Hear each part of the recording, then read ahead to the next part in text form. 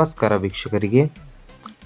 ಮಣಿಯಾರ್ foundation charitable trust Bagalkote do or die news ಚಾನಲ್ಗೆ ಸ್ವಾಗತ.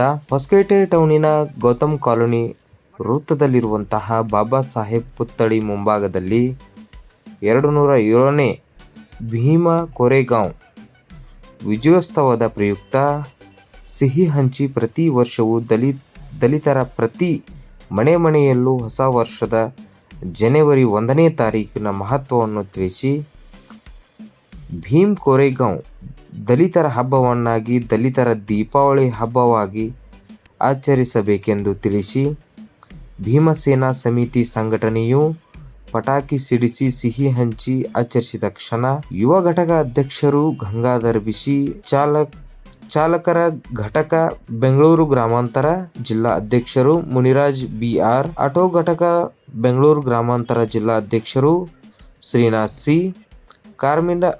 ಕಾರ್ಮಿಕ ಘಟಕ ಬೆಂಗಳೂರು ಗ್ರಾಮಾಂತರ ಜಿಲ್ಲಾ ಅಧ್ಯಕ್ಷರು ವರುಣರಾಜ್ ಚಕ್ರವರ್ತಿ, ಆಟೋ ಘಟಕ ಬೆಂಗಳೂರು ಮಹದೇವಪುರ ಕ್ಷೇತ್ರ ಅಧ್ಯಕ್ಷರು ಸೂರ್ಯ, ಭೀಮಸೇನಾ ಸಮಿತಿ ಸದಸ್ಯರು ನತೀನ್ ಹಾಗೂ ಶಬ್ಬೀರ್, ಆಟೋ ಘಟಕ ಶ್ರೀಕಾಂತ್ ರಾವಣ್, ಸಂಸ್ಥಾಪಕ ರಾಜ್ಯಾಧ್ಯಕ್ಷರು ಭೀಮಸೇನಾ ಸಮಿತಿ ನಿಯಮಿತ. ಧನ್ಯವಾದಗಳು.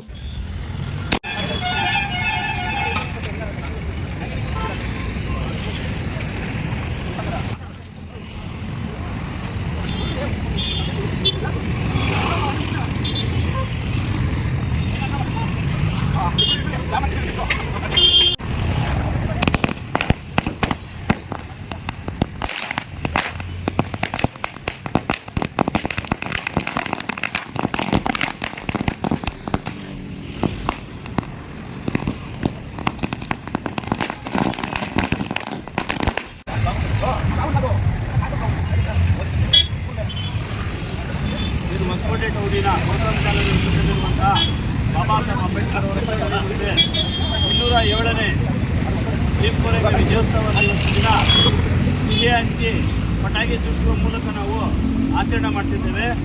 ಬರುವ ವರ್ಷಗಳಲ್ಲಿ ಬರುವ ದಿನಗಳಲ್ಲಿ ಹೊಸಪೇಟೆ ತಾಲೂಕು ಹಾಗೂ ರಾಜ್ಯಾದ್ಯಂತ ದೇಶಾದ್ಯಂತ ಪ್ರತಿ ಹಳ್ಳಿಯಲ್ಲೂ ಭೀಮ್ ಕೋರೆಗಾಂವ್ ವಿಜಯೋತ್ಸವವನ್ನು ನಾವು ಮನೆಯಲ್ಲಿ ದೀಪ ಬೆಳಗ್ಗೆ ಹಬ್ಬ ಆಚರಣೆ ಮಾಡುವ ರೀತಿ ನಾವು ಇವತ್ತಿಂದ ದೀಪ